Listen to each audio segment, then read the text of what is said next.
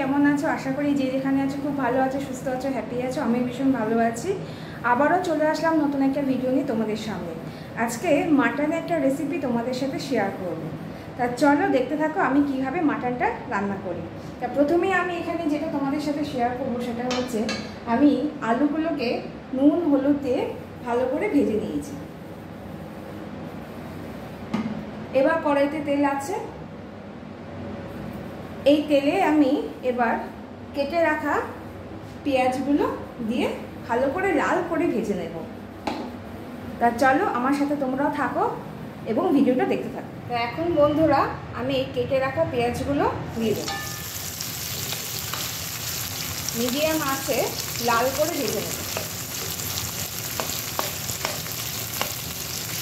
এইদিকে তো পেঁয়াজগুলো আমি চাপিয়ে দিয়েছি, পেঁয়াজগুলো ভাজা হচ্ছে হোক।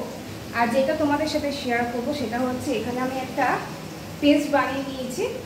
সেই পেস্টে আছে হচ্ছে আদা, রসুন, কাঁচা লঙ্কা আর হচ্ছে পেঁপে।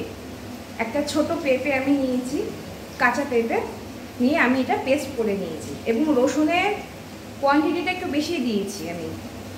এই পেস্টটা কিছুটা দিয়ে আমি এখানে মাংস মানে মাটনটা ম্যারিনেট করে রেখে দিয়েছি নুন হলুদ আর ওই যে পেস্টটা আমি বানিয়েছি সেই পেস্টটা দিয়ে। মোটামুটি আমার 1 ঘন্টা এখানে ম্যারিনেট করা হয়ে গেছে। এবার পেঁয়াজটা ভাজা হয়ে গেলে আমি এক এক করে মশলাগুলো দিয়ে কষাতে থাকি। এই দেখো বন্ধুরা আমার পেঁয়াজটা বেশ লাল করে ভাজা হয়ে গেছে। এরপর আমি এখানে দিয়ে দেবো একটা কেটে রাখা টমেটো আর কটা চিড়ে রাখা কাঁচা লঙ্কা। এই যে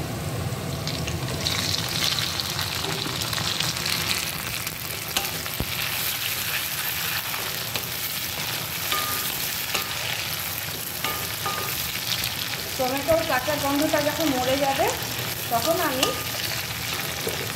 আদা, রসুন, কাঁচা লঙ্কা আর পেঁপের পেস্টটা যে বানিয়ে রেখেছি ওটা দিয়ে দেবো, দিয়ে ভালো করে কষিয়ে নেব। তারপরে এক এক করে নুন হলুদ ধনে গুঁড়ো জিরে গুঁড়ো দিয়ে দেবো। আর আমি গরম মশলা গুঁড়োটাও কষানোর সময় দিয়ে দেবো।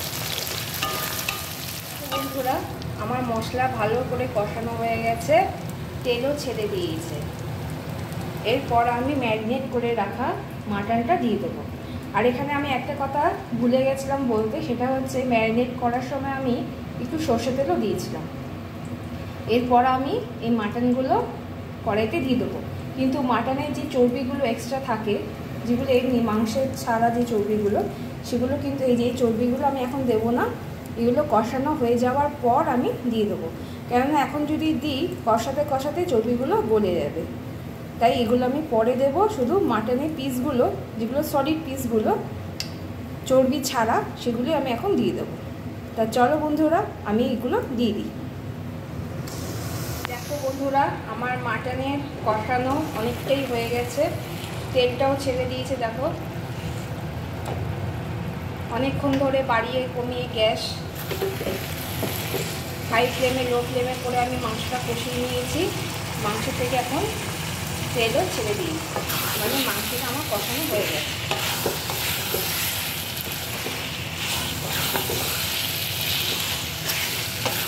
দেখো কত সুন্দর কালার এসেছে। তোমরা তো সবাই জানোই আমি কাঁচা লঙ্কায় রান্না করি, শুকনো লঙ্কা ইউজ করি না। তারপরে দেখো কত সুন্দর কালার এসেছে।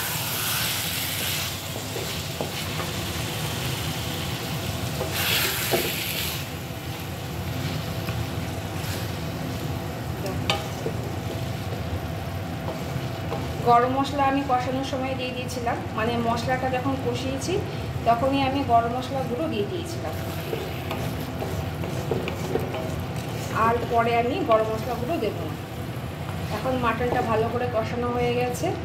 এরপর আমি দিয়ে দেবো এখানে ভেজে রাখা আলুগুলো আছে। জল দেওয়ার আগে আলুগুলো দিয়ে একবার নেড়ে নেব, তাহলে ফ্লেভারটা আলুর মধ্যে ঢুকে যাবে। পরে আমি জল দিয়ে দেবো। আর জল যখন টকবক করে ফুটবে তখন আমি চর্বিগুলো দিয়ে দেবো। তখন চর্বিগুলো দিলে চর্বিগুলো বেশ সুন্দর ফুলে ওঠে, খেতেও ভালো লাগে।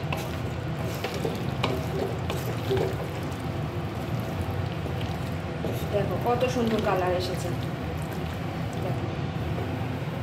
দেখো আমি জল দিয়ে দিয়েছি, গরম জল দিয়েছি এখানে, আর দিয়েছি কটা কাঁচা লঙ্কা চিড়ে, আর একটু নুন দিয়ে দিয়েছি। তোমরা চাইলে রসুনের কোয়াও দিতে পারো, আমি এখানে দিইনি, কেননা আমি অনেকটাই রসুন আমি কষানোর সময় আর ম্যারিনেট করার সময় দিয়ে দিয়েছি, তাই এখন আর রসুনের কোয়া আমি দিলাম না। তোমরা চাইলে দিতেই পারো। আর আমি জলটা যে ফুটে উঠেছে আমি চর্বিগুলো দিয়ে দিয়েছি। দেখো বন্ধুরা, আমার মাংস রান্না হয়ে গেছে। কত সুন্দর কালার এসেছে, মাটনের কত সুন্দর কালার এসেছে। দেখো আমি কিন্তু কুকারে রান্না করিনি, কড়াইতেই করেছি। পুরো রান্নাটাই কিন্তু আমার কড়াইতেই হয়েছে, তোমরা দেখলে। দেখো কত সুন্দর কালার হয়েছে, আর কেমন সিদ্ধ হয়েছে সেটা তোমাদেরকে আমি দেখিয়ে দিচ্ছি। এই দেখো, এই দেখো। আর এই যে বলেছিলাম চর্বিগুলো পরে দিতে ফুলে উঠবে, দেখো কত সুন্দর হয়ে গেছে। আচ্ছা, একটা পিস আমি তুলে তোমাদেরকে দেখে দিয়েছি কেমন সেদ্ধটা হয়েছে। তারাও এই দেখো, এই পিসটা দেখো,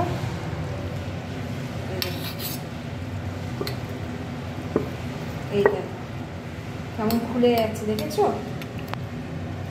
এই দেখো কেমন খুলে যাচ্ছে, কত সফট হয়েছে দেখো।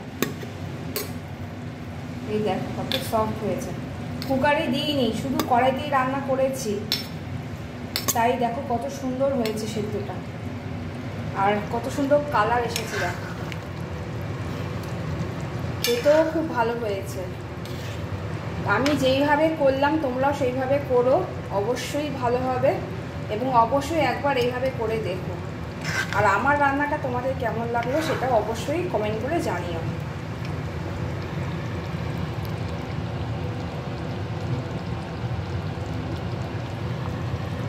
দেখো কত সুন্দর কালার এসেছে। কেউ বলবে শুকনো লঙ্কা দেওয়া হয়নি? দেখো পুরো কাঁচা লঙ্কার রান্না, কত সুন্দর কালার হয়েছে।